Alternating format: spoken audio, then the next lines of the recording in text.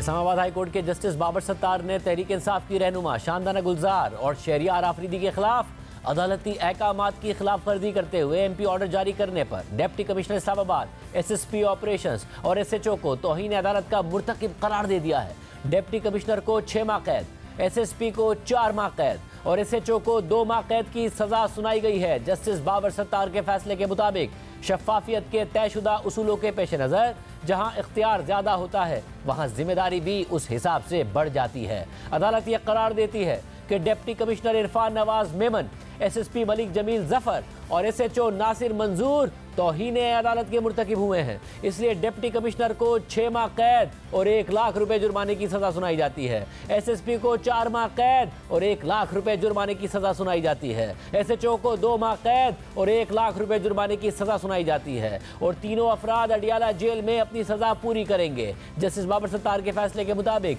सजा पाने वाले तीनों अफराद के पास इस अदालत के डिविजनल बेंच के सामने फैसले के खिलाफ अपील का हक मौजूद है और क्योंकि सुनाई गई सजा मुख्तसर है और सजा पाने वाले अफराद का बैरून मुल्क फरार होने का खतरा भी नहीं है क्योंकि वह अवामी ओहदेदार हैं, इसलिए दी गई सजा को 30 दिन तक मुअत्तिल रखा जाता है ताकि ये अफराद अपील का हक इस्तेमाल कर सकें। और सजा मुअत्तिल करते हुए अदालत ने इस बात को भी मद्देनजर रखा है कि तीनों अफराद अवामी ओहदेदार हैं और उनका अचानक अपने ओहदों से हट जाना अवामी सहूलत को मुतासिर कर सकता है। लेकिन अगर अपील का हक हासिल नहीं किया गया या अपील में सज़ा मुअत्तिल नहीं हुई तो तीनों अफराद को 30 दिन मुकम्मल हो जाने पर तहवील में लिया जाएगा। जस्टिस बाबर सत्तार के फैसले के मुताबिक और जो रकम इन अफराद पर जुर्माने के तौर पर आयद की गई है वो उन तमाम लोगों को बराबरी के हिसाब से अदा की जाएगी जिनके खिलाफ मई 2023 से लेकर सितंबर 2023 के दौरान MPO के ऑर्डर्स जारी किए गए, मां सिवाय उन लोगों के जिनके खिलाफ फिरका वाराना तशद्दुद की बुनियाद पर ऑर्डर्स जारी किए गए हैं। जस्टिस बाबर सत्तार के फैसले के मुताबिक जो जुर्माने की रकम है वो गैर कानूनी हिरासत के मुतबादिल के तौर पर आयद की गई है, इसलिए ये मुआवजे की रकम नहीं हो सकती बल्कि सिर्फ रियासत की तरफ से एक अलामती इकदाम है कि जो शहरियों के साथ गलत किया गया उसे ठीक किया जा सके। फैसले के मुताबिक इन तीनों अफराद का जिस सिविल ब्यूरोक्रेसी से ताल्लुक है वो सिर्फ उस हिसाब से इख्तियारात का इस्तेमाल कर सकती है जैसे उसे कानून में दिए गए हैं और आइन और कानून के मुताबिक अवामी ओहदेदार रियासत की एग्जीक्यूटिव ब्रांच का तर्जुमान होते हुए रियासती इख्तियार का एक एतमाद के तौर पर इस्तेमाल करेगा ताकि शहरियों के मफादात में कानून की बालादस्ती कायम की जाए। इस चीज़ की इजाज़त नहीं दी जा सकती कि अवामी ओहदेदार कानून का एक हथियार के तौर पर इस्तेमाल करें और शहरियों पर जुल्म करें और उन्हें उनके बुनियादी हुकूक से महरूम करें। और यह भी तसव्वुर नहीं किया जा सकता कि अवामी ओहदेदार रियासत की एग्जीक्यूटिव ब्रांच का हिस्सा होते हुए अपनी ताकत का इस्तेमाल रियासत की जुडिशल ब्रांच के फैसलों को मजरू करने में इस्तेमाल करें। जस्टिस बाबर सत्तार के फैसले के मुताबिक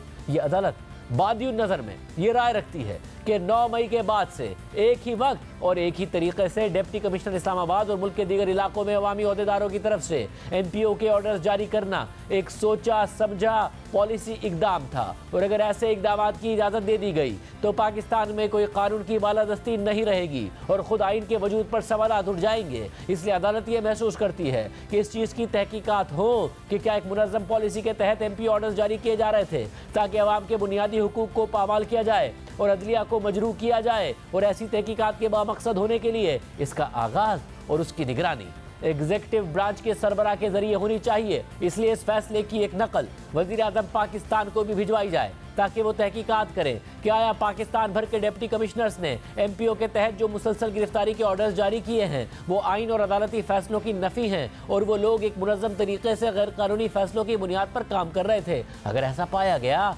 तो इस हवाले से मुनासिब कार्रवाई की जाए ताकि इस बात को यकीनी बनाया जा सके कि रियासत की अथॉरिटी का इस्तेमाल अवाम के मुंतखब नुमाइंदों के जरिए हो और आइन के मुताबिक हो। अहम बात यह है कि डिप्टी कमिश्नर इस्लामाबाद और SSP ऑपरेशंस ने फैसले के खिलाफ इंट्रा कोर्ट अपील दायर कर दी है और इस इंट्रा कोर्ट अपील पर बेंच भी तश्कील दे दिया गया है। Chief justice Islamabad high court Aamir Farooq और जस्टिस तारिक महमूद जहांगीरी अब इन अपीलों की समाअत करेंगे जिसकी पहली समाअत 4 मार्च को होगी।